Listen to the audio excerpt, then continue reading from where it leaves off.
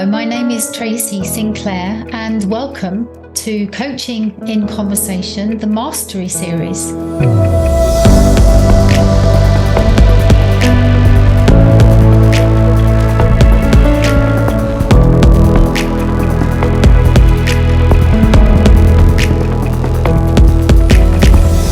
This series of conversations explores the concept of mastery in coaching. And I have the great pleasure of talking with several ICF Master Certified coaches from around the world to understand what mastery really means to them, both as coaching practitioners and also as human beings. We explore many different perspectives and nuances of this topic, and I hope it is of use and interest to you as you continue to navigate your own pathway of development. Hello again, everyone. My name is Tracy Sinclair, and I am delighted to welcome you to another episode of Coaching in Conversation. And this time I am talking with Hilary Oliver as part of the Mastery series. I'm very much looking forward to this conversation, not only because I know and love Hilary very much. I have known her for many years, and she and I have worked very closely together for a lot of that time and have become good friends. So I'm hoping that you will enjoy this conversation as much as I do. But to tell you a little bit about Hilary, if you don't know her already, she is a Master Certified Coach with the International Coaching Federation. She's also a trained coaching supervisor and a mentor coach, and she trains and works with managers and leaders to develop their coaching capability within organisations and with their teams. And she also works as an executive and board level coach. She designs leadership development and coaching packages and training programs and facilitates these kinds of workshops and interventions with many, many different organisations. Hilary also works closely with organisations to help them develop coaching culture. And she has a very long history of volunteering for the ICF, going back many years ago to when she worked with the UK Chapter and was the president of the UK Chapter, and then from 2015, I think it was, on the Global Board, and she was the chair of the ICF Global Board in 2017. So I've had a very lovely conversation with Hilary. I hope you enjoy this as much as I did. And this episode is called The Long and Winding Road. Enjoy. Well, Hilary, it's really lovely to have the opportunity to spend this bit of time with you today. I think we've been waiting quite a few months actually to schedule this conversation, so it's wonderful that it's finally arrived. And as our listeners will know, this is part of our Coaching in Conversation, the Mastery series. So I'm going to open with the question that I generally open with on this, which is to ask you what mastery means to you. And I have to say, I've been looking forward to this as well, because I think it's a really interesting topic it's really worth pondering on about what mastery is, because I am sure that if you ask this question to lots of people, you're going to get different answers, I'm sure, and you have already. So I have actually done some thinking around this, because I was thinking, what is mastery?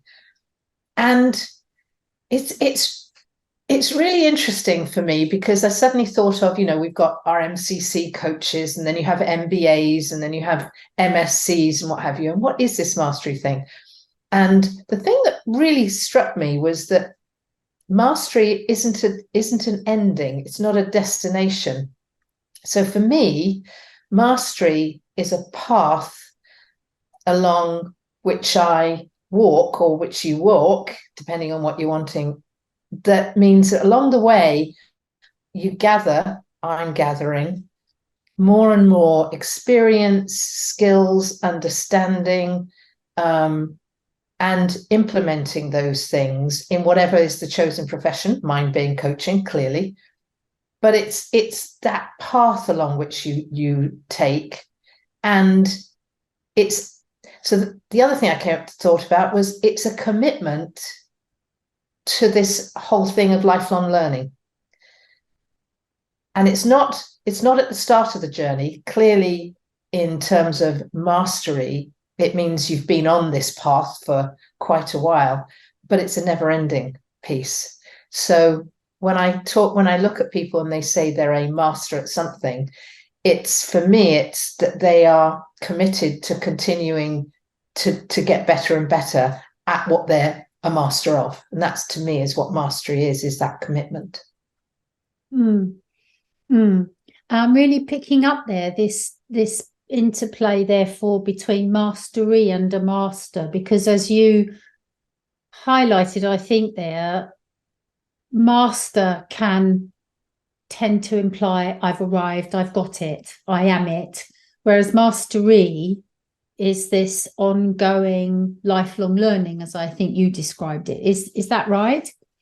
Yeah, absolutely. And I think people do mix that up, that when you have a label, if you like, a master of something, that it means you are better than anyone else and you're the expert and you've arrived and, that's it. Whereas I actually believe that mastery is this continuing down a path of learning, enlightenment even, because I think that is also true, is there's something about enlightenment in that if you're following a path of learning more, getting more experiences, getting more skills and what have you, I think there comes a point where there is a certain amount of enlightenment there. Because I know I've found that as I've done, gone through the coaching path, as it were, is you gradually, the more you learn, the more you go, oh gosh, I didn't realize that, or that's really interesting. That really has an impact. And so it's adding to that basket, if you like. Yeah. So I absolutely do think there is a distinction between master of something and mastery, and they get confused. Yeah. So you've already, before we've kind of even started, hit on one of the big themes that is coming out of my conversations around this, which is wonderful, is that it is a journey, it's a pathway, it's a process. It's not a point of arrival.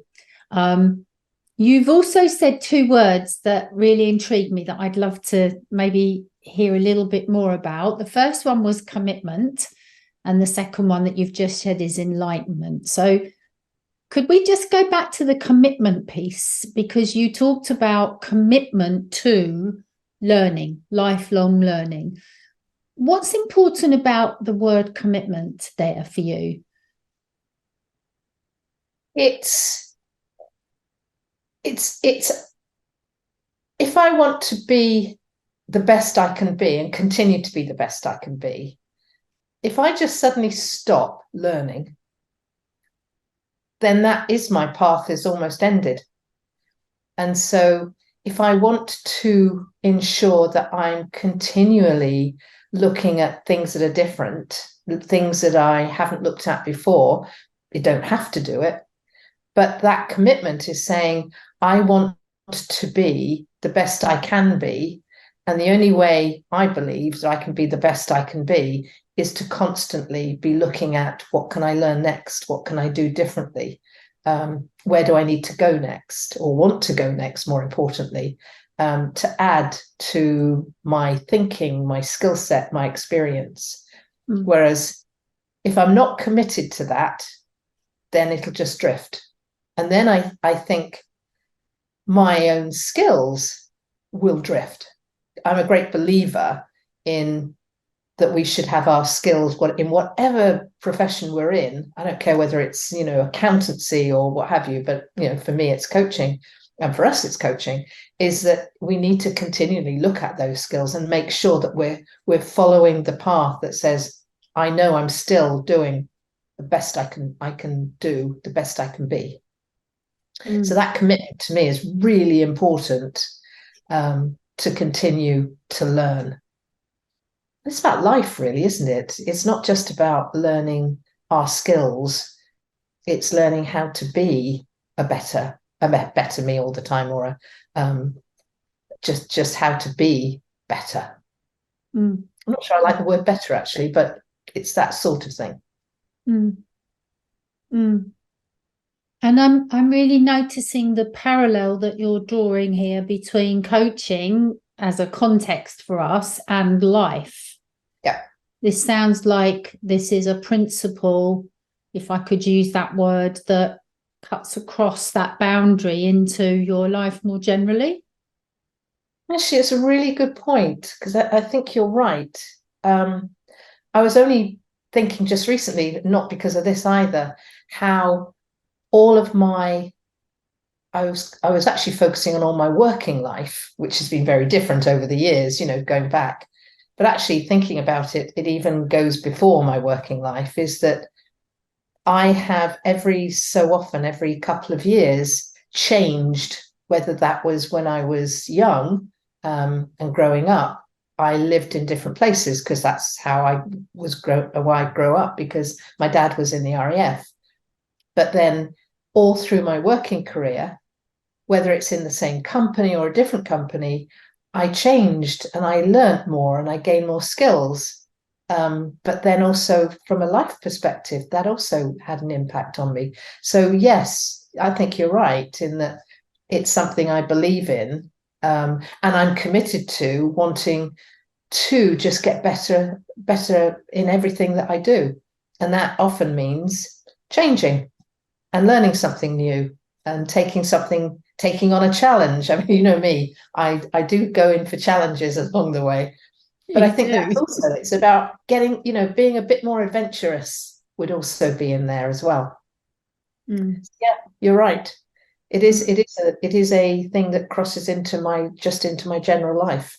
I'm also noticing here how you seem to be speaking to some of the concepts that we as coaches advocate or encourage in our clients. Yeah. Change, being adventurous, trying something different, being the best version, if you like, of ourselves or whatever. And now here we are talking about that as ourselves as practitioners, which just feels important to acknowledge as well, that this isn't just for the client. No, it is for us too. I mean, how can we, if we looked at it just from a coaching perspective and our clients, if we're not doing the same work, i.e. learning, looking at ourselves differently, challenging ourselves to do something different, moving forward, how can we expect our clients to believe in us and to work with us if we're not doing that for ourselves? And I think that's why, we do a lot of training of new coaches, and we know that during the training, the work actually is done on themselves more than the coaching that they do in terms of, the practice, etc., of skill set.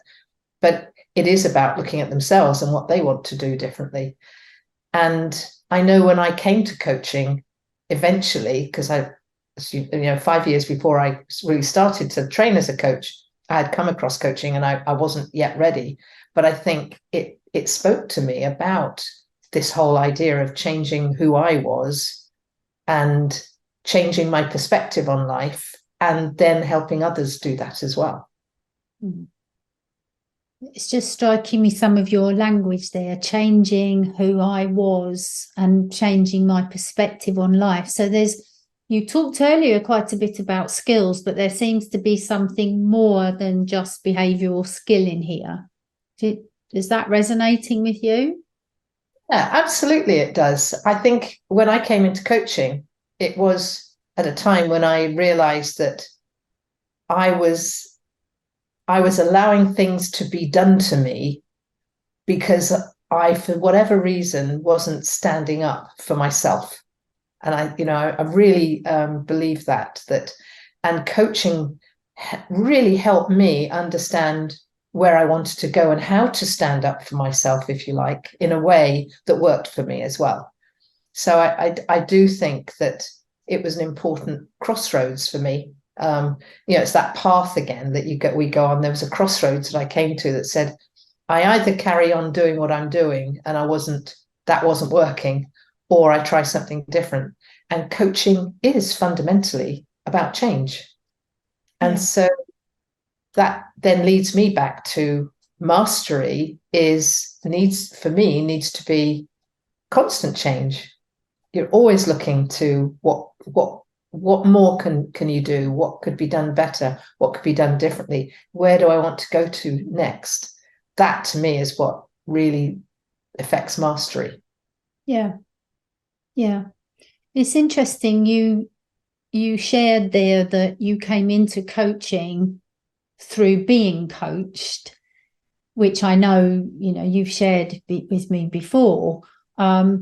And it just, I don't know if this is controversial or not, but it just makes me think about the fact that quite a lot of coaches come into coach training, at least nowadays is my observation, and they've actually never been coached themselves. They just have heard about this wonderful thing called coaching and they want to acquire the skill. And I don't know, you've just made me reflect upon that around, would it actually be a good, I don't want to say the word prerequisite because that sounds too compliance based, but you know what I mean, to come into this space having experienced it from the other side.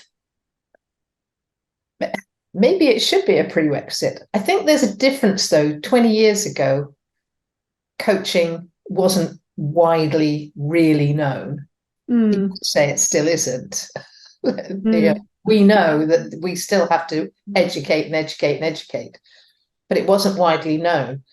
I do think I actually believe it would help people understand coaching better when they come in to learn how to be a coach or how to use coaching skills if they do experience it, because I think people come in with a very different perspective often, and we've found that in what coaching actually is. This even down to this simpler thing of I want to help people.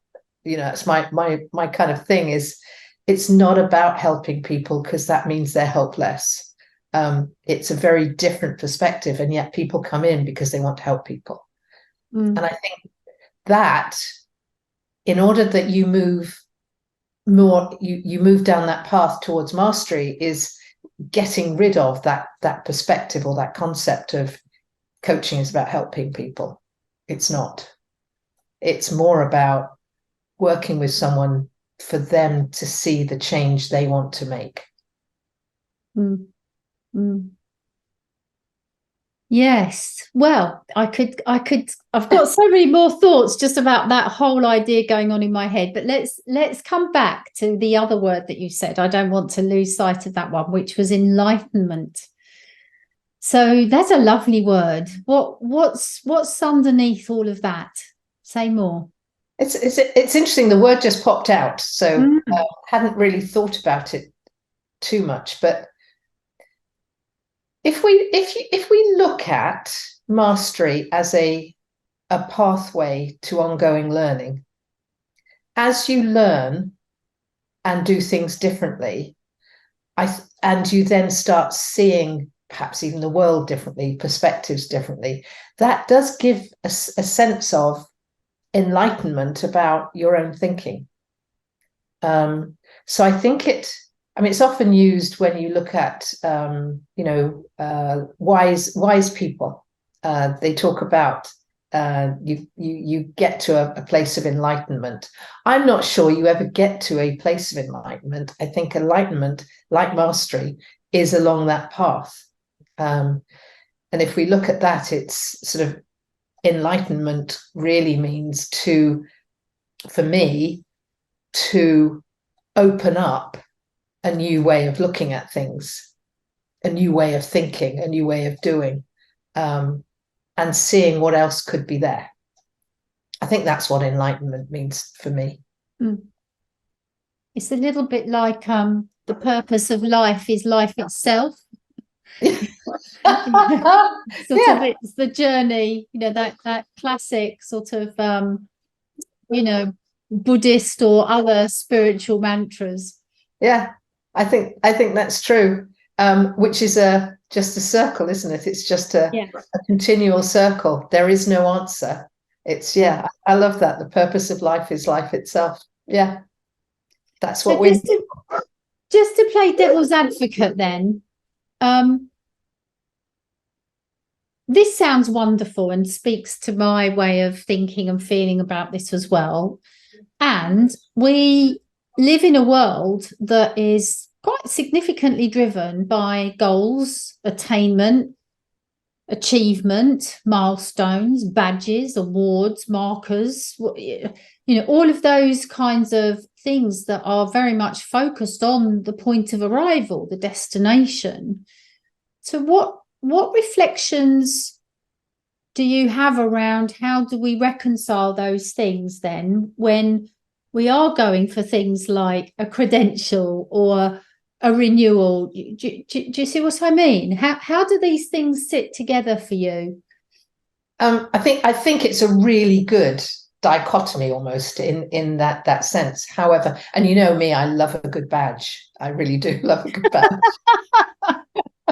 So really important, those badges. She does, by the way, for our listeners, she does like a badge. Got my latest one for finishing a trek. So I think the badges that we get, the credentials, are there. They are for us to show our part, the journey along the pathway. But I think they're also there to give validity and credence to those people, particularly if we're talking about coaching, those people who are employing us. What they're saying externally is that this person has gone and trained and done all the right things and been assessed. It's the same with an MBA or an MSc. You do the learning. You then also tell people what that learning is, so that it says that I've understood. I know what I'm doing, and it tells other people that they have gone down that pathway. It doesn't necessarily mean that you're any better than anyone else, but it just says you have been assessed at that level. And I'm pretty sure that, if I look at it from the coaching perspective of I've got an MCC, as indeed you do, I don't think I coach at MCC level every time I'm coaching. I absolutely know I'm not, but I understand what it means to coach at that level. And my clients know I've been fully trained, and I know I should know what I'm doing with the work that we're doing together. So I think it's, for me, the badges, apart from the ones I love for myself, are for, a lot of it is for external consumption. And I think they're important because I do think that whatever profession you're in, it's the same whether you're an accountant or a lawyer or whatever, is you need to know what I think credential is a good word. You need to know that somebody has passed their exams, passed their assessments, and that they're safe. That's what it says to me. So I think there is a place for both, the badge and the concept of mastery. Yeah, I mean, I think you and I are quite aligned on many things around this, Hilary, aren't we? But that's kind of how I think about it as well. Is what was coming up for me is that the badge doesn't define me. It doesn't say I am this. It's saying this marker, this badge, this whatever indicates I've done these things, which reinforces my knowledge or my credibility or my ethics or my integrity, my professionalism, all of that kind of thing, which, as you say, is important to the purchaser, the buyer of our services, especially when we still have a marketplace that's largely either some would call it, or unregulated. Yeah, very much so. I think it is really important to emphasize that as well. And I like what you said about it doesn't define us. So, you and I have got our MCCs. I don't go around saying I'm an MCC coach. I will put those letters after my name because I'm very proud of those letters. The same when I got my PCC, first letters I ever put after my name.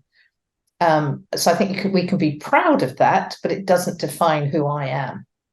And I think it's it's something that I learned about myself, I don't know, maybe 5, 6, 7 years ago, when I when someone said to me, tell me about you, I stopped talking just about my CV. And I think that's important. I think that was an enlightened way of me thinking, actually, when I suddenly realized that actually that's what I did. I used to talk about myself as a professional rather than myself as Hilary. And so I think along the way, mastery can also mean that you can let go of stuff. You can let go of the typical things we used to do, and move into something different. That makes sense.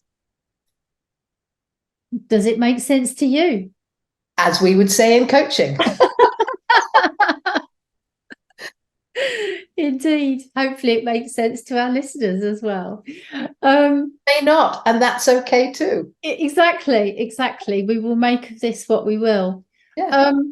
You're making me think of something else now then here, which is linked again, I guess, to this idea of we live in an infrastructure of, credentials and PCC markers and MCC markers and minimum requirements, etc., etc.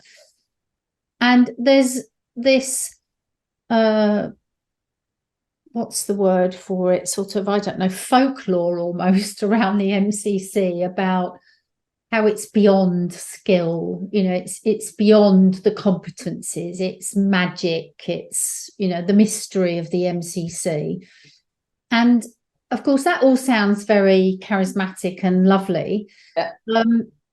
But that doesn't necessarily help the PCC coach who is trying to develop themselves towards this process for all of their hopefully great reasons, for doing that.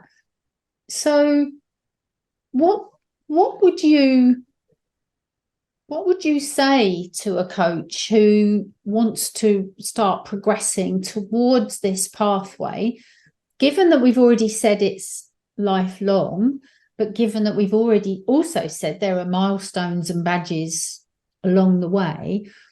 What would you say to them around how they could, in terms of what you've learned that might be useful? Sorry, it's a bit of a long question, but I absolutely get what you're saying, because I think it's difficult. I know when we went through our initial MCC mentoring and what have you, there was always this question: is what actually is it? And it was before there were these minimum requirements and other markers, if you like, to help. Did they help? I'm not sure they do, but so. And you're right, there's always been this mystique about it. Whereas I could look at it and say, if you look at, I think if I just to digress, I think one of the really good things that ICF did was create this concept of PCC markers. It can also make people get stuck in that and ticking boxes, which as you and I just don't like. That's not what it's meant to be. But I think the PCC markers, from a technical perspective, and I look at it from that perspective, really give you a sense of that's how you technically coach, and that's good. It's not ticking boxes, and we know there's a great scale between someone getting their PCC. There's at one end, but they can still be PCC level, even though they're pretty experienced.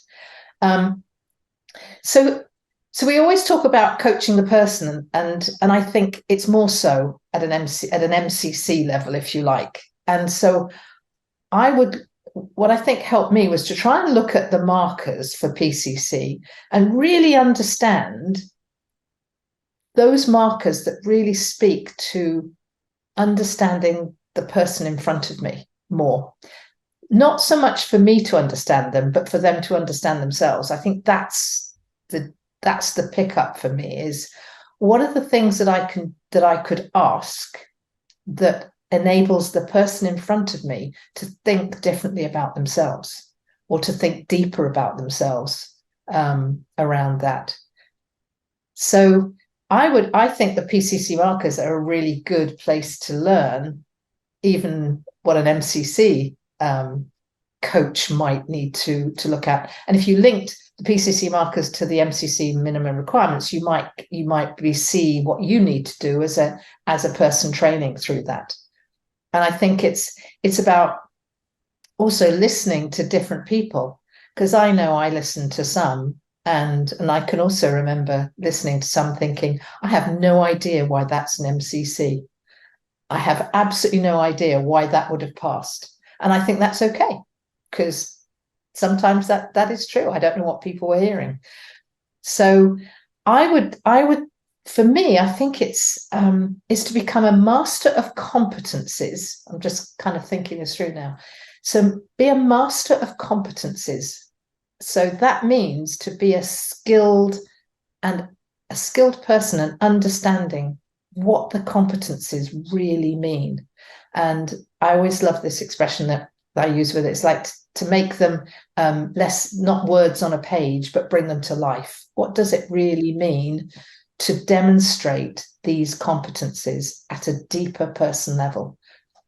And I think that's the path to go from PCC to MCC, is how well do you really understand the competencies? They're there for a reason. I think the new competencies or the new framework that came out are much better than the old one. The old ones had their place, and they still are there, but the way it's now put together, I really think that to me is what it's about, is really become a skilled practitioner of the competencies, understand what they are and their purpose, and then let them go. And I think then it becomes embedded in you as to what mastery actually is. And mastery is that goes on. It's never ending, but it's how you be as a coach, if we're looking at it from that perspective. I don't know if that fits with your thinking. It does. It very much fits with my thinking. And I notice I'm quite captivated actually by something you said just at the beginning of that little piece there that I think is worth just highlighting, is you said about the focus on the person, and that you said that by looking at the markers to see where it gives us guidance on the person, you described the purpose of it being to help the client understand themselves better, not necessarily for us to understand.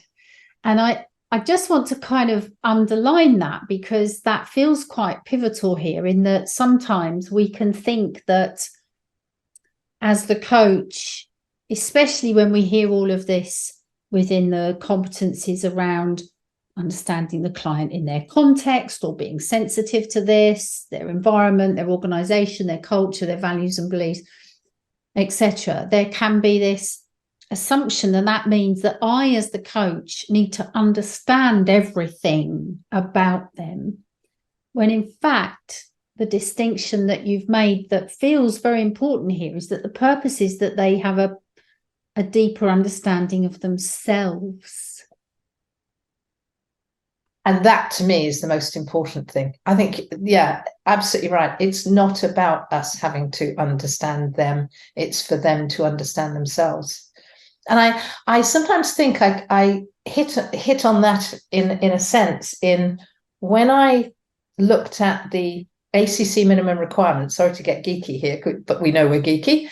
ACC minimum requirements for summarizing and paraphrasing, and then looking at the PCC requirement for that, there is a fundamental shift there, because in ACC you are doing it to make sure that you've understood the client. At PCC, you're starting to shift to making sure that you offer it so the client understands what they've said. And I think MCC takes it that next step further as well. So there's an absolute correlation between the pathway between ACC, PCC and MCC that speaks to that for me. Thank you. That's a lovely example. And as coincidence would have it, I was just talking to someone about that this morning. So that's so, that's so coincidental. Yeah. So in some ways then, part of our commitment to learning could be to try to see this thread between, and not to see these things almost as separate credentials and separate milestones, which I guess they are milestones. But what you seem to be describing here is how can we see the thread of growth or whatever between, you know, across those three phases almost. Absolutely. I think that's really important, that it is seen as a, you know, I hate to use that expression, the journey, but it's a journey or a pathway across, and to see how that changes as you move into becoming a master certified coach. However, even when you get your MCC, as we, you know, takes us right back to the beginning, that doesn't mean you stop. It's looking even further. Almost like going back to the beginning, it's what is it that I don't know that I need to look at to know? It's the old unconscious competence cycle, really. And I think that often is what mastery is about, is am I willing to go back right to the beginning to say, what is it that I do not know that I now need to know, or I would now want to know? Wow, gosh, there's so many things we could, you know, places that we could take this. I'm mindful that we're probably coming towards the pause of our time for now, Hilary, but maybe as a final reflection, given your experience of this and your experience of the mastery pathway, both as a coach and a human being walking through life, what lessons perhaps have you learned that you might share with others in case they're useful to them? Oh, wow. I don't know. Gosh, that's a really good question. What lessons have I learnt along the way? Number one is never give up. That's very Churchill of you. Isn't it? Isn't it? Never give up. Keep challenging yourself, because I think we as human beings, unless we challenge, and that word means different things to different people, whatever it means to you, but keep challenging yourself to find something new, to do something differently. And I think for me, that's when I notice I'm not as joyous or happy, it's when I probably need to do something different, when things need to change, and you know, get bored or something. So never give up, challenge yourself. The classic be kind to yourself as well, I think, is a really important thing, because sometimes we are not kind to ourselves, and when we're not is when I think we get into a mire. And it's like, if at first you don't succeed, as a kid we'd say give up, but if at first you don't succeed, just keep going, because you will get there. And mastery is about just keeping going and finding your place as well. Find your place of happiness. And I think that continues down that path. Wow. I have no idea if those lessons are good, but I think top of my head, they were ones that I would offer. Well, with one of those there, you made me think of this reminder that mastery isn't a straight line either, is it? And mastery includes failure, if that was a word that we wanted to use, you know, difficult or setbacks. Yep. You know, other than just progress and learning and milestones and achievement. It's all of it, isn't it? It's the whole thing. Absolutely. And there is a concept that says if you've never failed, you've never really succeeded. If you never give yourself the opportunity to fail, have you really succeeded in whatever it is you're doing? And I do think getting a feeling of failure is important as a way of learning. I can't remember, someone famous has a quote around failure, but I actually think that's important, to sometimes fail and then, you know, get up again and dust yourself off and get going again. So yeah. Well, anything else as a final word you'd like to add before we pause? No, I would just say I've really enjoyed this conversation. So thank you for it. And so actually, the final word I would say is one of the other paths to mastery is to have conversations with people, because you learn more by having a conversation with others, learning different perspectives, than you do just reading a book or something. Is have that conversation to really flesh out your thinking and get other people's thinking. And that to me is the route to mastery, a never-ending route. Marvellous. Well, thank you so much, Hilary. I've also really enjoyed this conversation, but then again, I always enjoy our conversations. So thank you. Thank you very, very much. You're most welcome. Thank you. You have been listening to Coaching in Conversation, the Mastery Series, a podcast that takes a look at mastery in coaching, what it is, what that means, how do we nurture or cultivate it, and many other interesting questions. You can hear more about coaching education and development at tracysinclair.com and follow us on social media. If you enjoyed this episode, please leave a rating and a review, and also share it with your network to help us expand our reach.